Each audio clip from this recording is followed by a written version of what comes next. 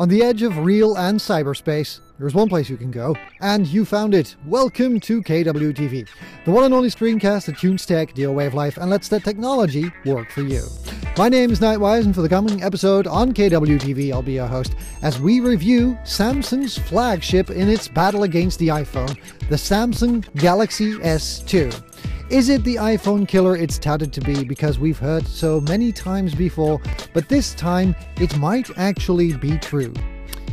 Urban myth or fact? We'll find out in this episode of KWTV.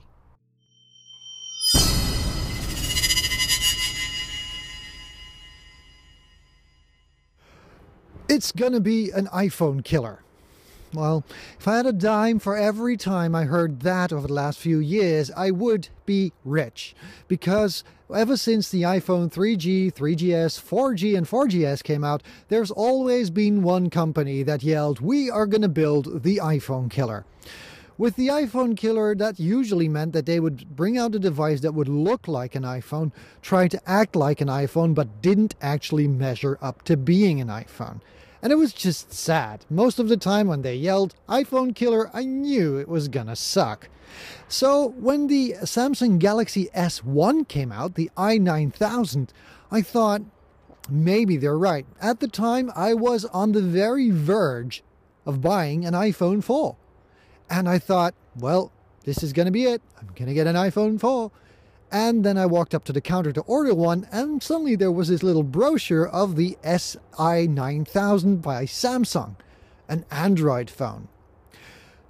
I think faith intervened, and I bought the Samsung instead of the iPhone. The Samsung was back then €550.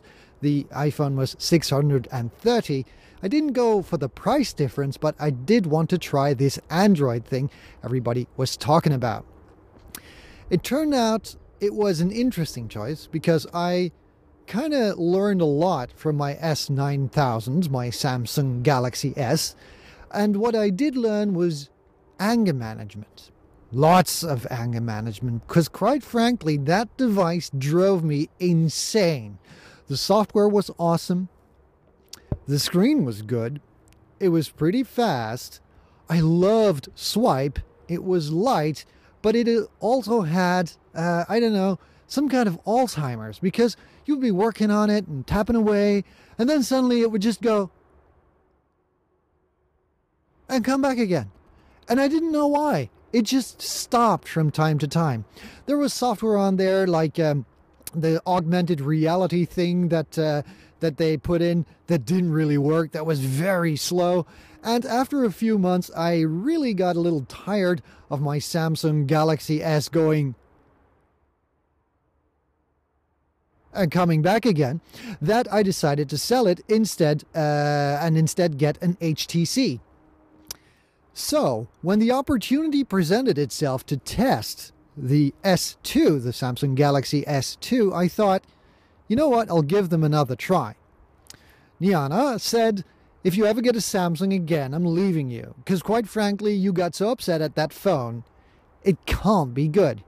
So I decided to ignore her advice and get a review copy. I didn't buy this one, of the Samsung Galaxy S2. And I must say, I am amazed.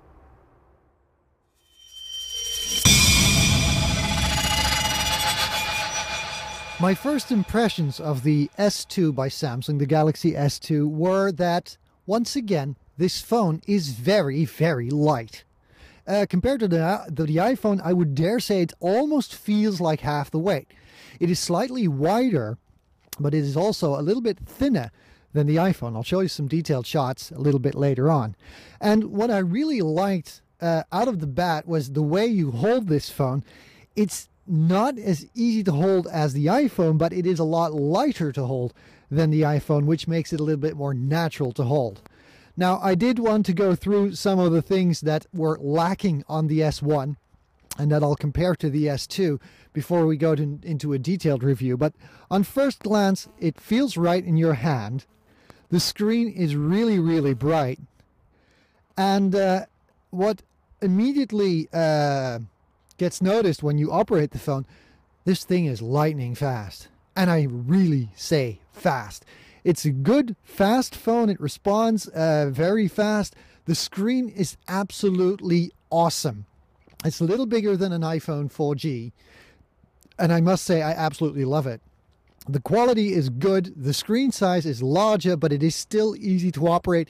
It's a little bit too big to hold, you think, but because of the weight, it does work. But what I did immediately notice when I was using this phone for a couple of days is suddenly I was reading websites. I mean, I was really reading through reviews of products and stuff on websites, and these are long-winded reviews, okay, lots of text, and I was reading them right here. Normally I would take my iPad or a tablet for that, but I was reading them right on here, and that immediately told me that this screen is different from what we saw before. Some of the things in this phone that work, okay, it doesn't do and come back again. It just works. It's fast. It's light, and we'll take a look at the hardware a little bit later on, but first impressions, this is an awesome looking phone. I am impressed, Samsung. You did, you know, kind of have your first baby. Wasn't really that awesome, but this baby does make up for quite a lot. Next up, we'll take a look at the hardware and the specifications, and then we'll be back.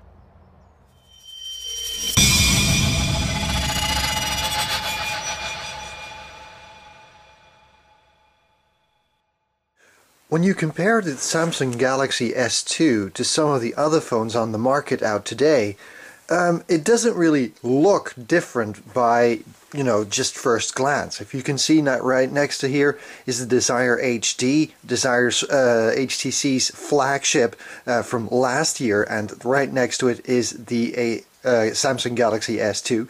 The screen might appear to have the same size, but don't be fooled. This is a 640 by 480 resolution, and this is an 800 by 600 pixel resolution, and that is immediately what stands out. The screen on the Galaxy S2 is absolutely beautiful. It is so beautiful and so crisp that you would not actually notice that you were working on your phone as you were reading through texts and large websites.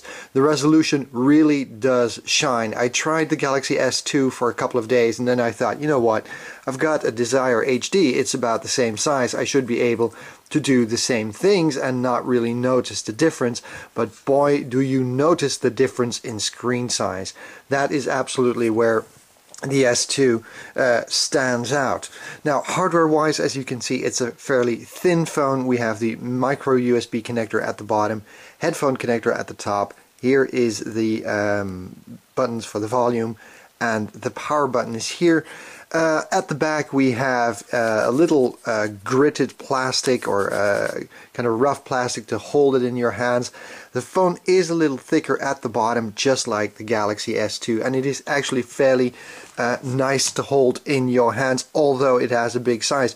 What you do have is that you can really nicely hold it in your hands when you're holding it in portrait mode, just like this. The screen is very responsive. I said that is really good and cool, but what does kind of disappoint me is how you have to access the battery. There's a little niche here. You need to pry that open, and then you reveal the insides of the phone. Now you can see this is a little flimsy, and there are these little plastic thingies on here that actually keep the lid shut, that I don't know if they break off if you kind of do this a lot, you know, replacing the cover. I don't know if you want to do that a lot, but they make the phone feel a little bit plasticky. The only thing that is also striking about the Galaxy S2 is its weight. It is very, very light, and that is what makes it feel, or might make it feel cheap, because, you know, compared to the Desire HD, which is, you know, which weighs a ton.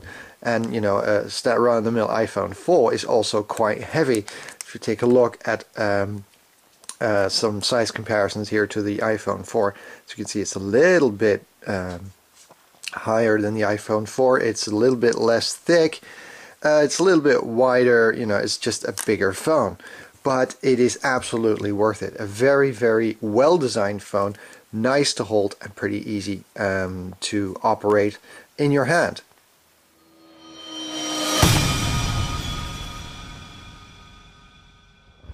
The one thing the Galaxy S1 did do right was its camera. It had a great camera that took awesome little pictures.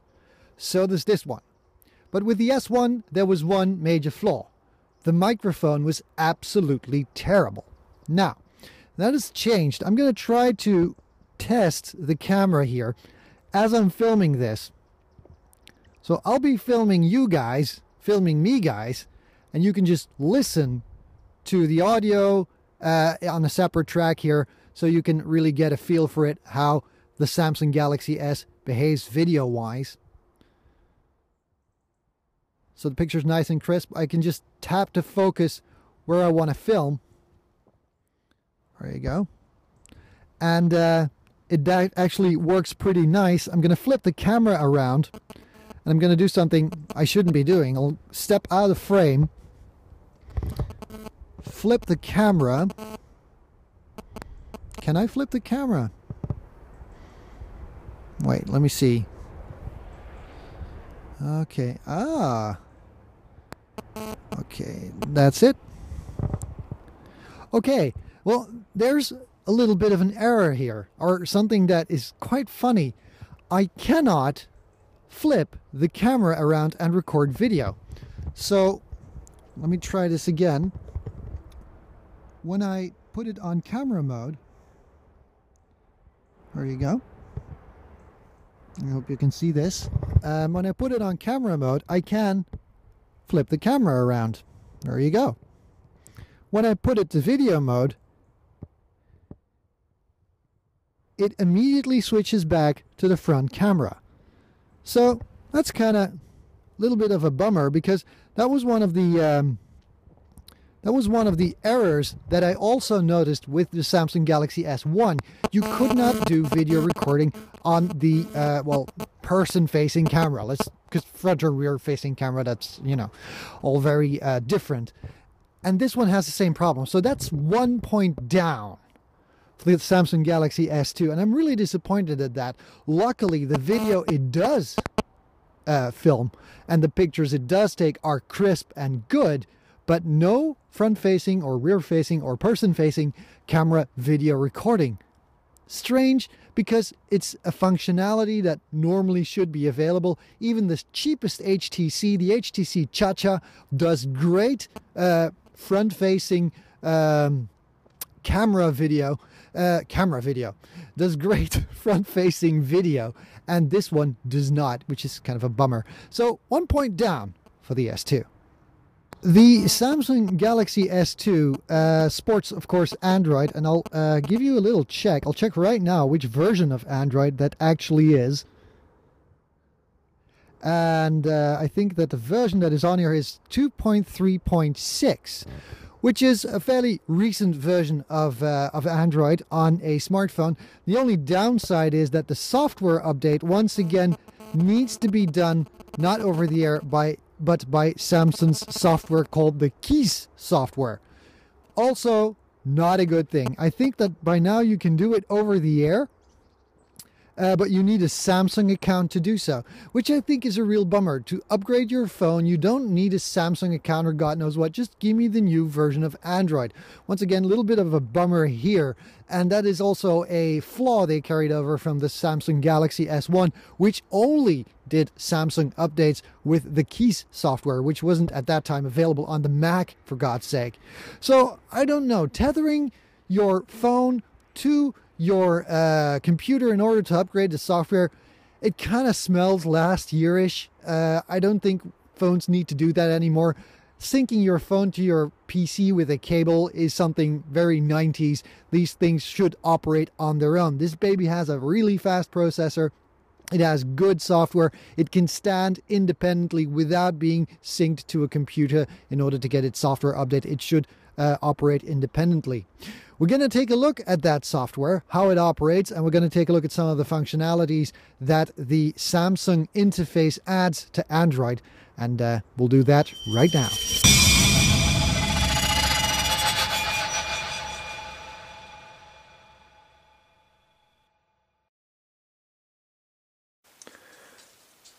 The 4.3-inch screen of the Galaxy S2 does, put you right in touch with Samsung's touchwiz interface, where the Desire HD has the HTC Sense interface. touchwiz is Samsung's answer to that.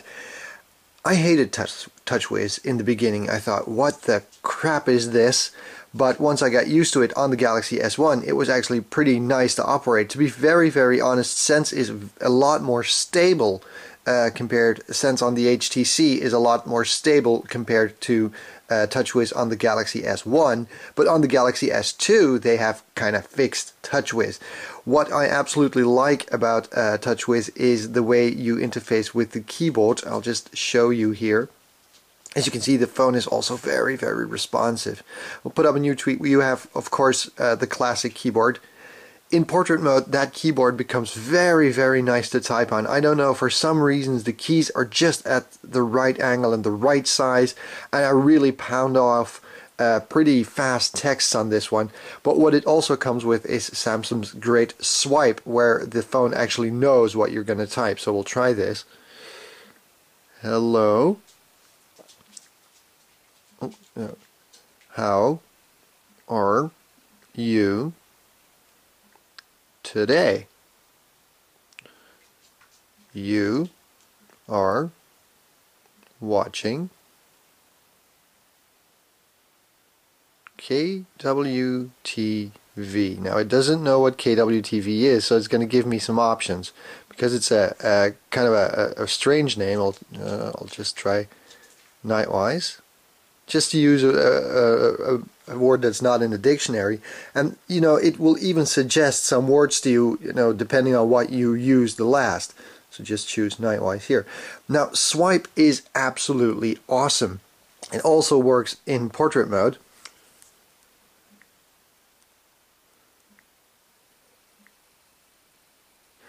And if you get a little good at it, you don't actually watch the screen anymore. You just swipe away. You can also go to the more natural, type keyboard where you just press the buttons. But swipe on the touchwiz interface is a killer feature that I really miss on both the iPhone and on the Desire HD. Now, speaking about the iPhone, this is an iPhone 4S. If we were to compare these two phones, if you are in the Apple proprietary garden, you might want an iPhone. That's okay. But if you're a little bit adventurous and want a fantastic phone for about the same price, this one's actually cheaper than this one.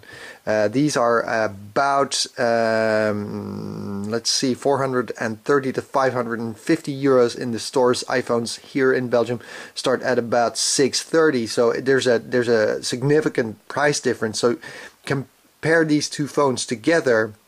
Yes, the iPhone does cost you the Apple Premium, but the Samsung Galaxy S2 is, for the price that you pay for it, a fantastic little phone. As I said in the review, some minor bugs, but all in all, the interface is great, the screen is great, the hardware feels great. It's a little light and it feels a little plasticky.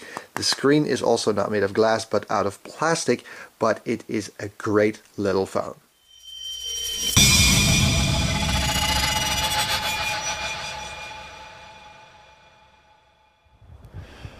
The Samsung Galaxy S2. Love it or chuck it? I don't really know. I think I've kind of fallen in love with this little phone, and I don't know why. It doesn't do rear video camera recording, which is a downside. It doesn't do untethered software updates, which is a downside. But in the end, this is a great little phone, and there are a few reasons. A, the screen size is awesome. B, the resolution and clarity of that screen is awesome. C, the camera that does work for video and taking pictures is awesome. And the quality of the pictures and the video is awesome. They finally fixed the microphone issue, which is good. And the price. At about 500 euros, this thing can do possibly more than an iPhone. And why do I say more? Because it sports Android and it gives you a little bit more freedom than in iOS. If you want the convenience and the closed garden of iOS, go right ahead. Get an iPhone. You'll be very, very happy. But if I take a look at what the iPhone 4S can do and what this baby can do, there isn't a lot of difference. Samsung tried to put some voice control things on here, which are nice, but they're a gadget. But hey, so is Siri. They're just a gadget. The Android interface will give you more possibilities. I haven't even thought of rooting this phone, but even if you start doing that, the possibilities are endless. But for the price that it costs and for the quality that you get, I would prefer using this phone over an iPhone 4GS. Why? Screen, weight, size, and software possibilities. All in all, quite a decent successor of the Samsung Galaxy S1, with, of course, some of the flaws that are still not out of there, tethered updating, and the front-facing camera not doing video. But all in all, I kind of like it. Well, that's all we have time for this week on the edge of real and cyberspace. Thank you for watching KWTV. As usual, you know where to go if you have feedback. Feedback at nightwise.com is the email address, but you can also follow us on Twitter, twitter.com/nightwise, or use the hashtag #DearNightwise. If you want to subscribe to KWTV, you can. Just go over to our website, www.nightwise.com. That's KNIGHTWISE.com, where you will find the RSS media feed. Subscribe to this feed and get all of the KWTV episodes, our Nightcast podcasts, and the occasional PDFs we put out, our DocuCasts, delivered to your podcatcher automatically, so you can let technology work for you. I'm out of here. It's kind of cold here, and we have been filming in the lovely town of Rijkhoven, which is very cold and very wet at the moment, but we have enjoyed our stay here and our review of the Samsung Galaxy S2. We will see you on the flip side in a couple of weeks, maybe next week, depends on what we put out on the feed. Again, a podcast or a screencast, or perhaps a DocuCast, but you will have to subscribe to find out. So I wish you a happy week, a tech-filled week, and if you are at the verge of having to decide to buy a Galaxy S2 or an iPhone 4S, I wish you sleepless nights. And perhaps this review will help, perhaps it won't, but that's, just the fun of it. See you guys on the flip side. Until then, let technology work for you, and bye.